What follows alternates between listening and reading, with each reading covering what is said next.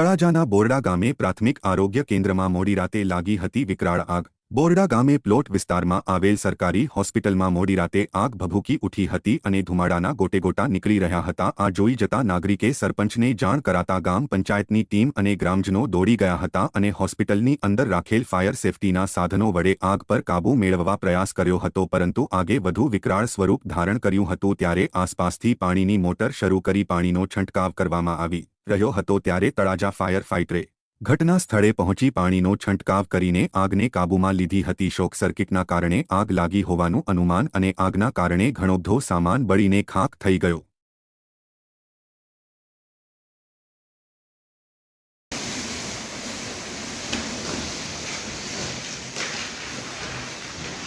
રાજુભાઈ નો છે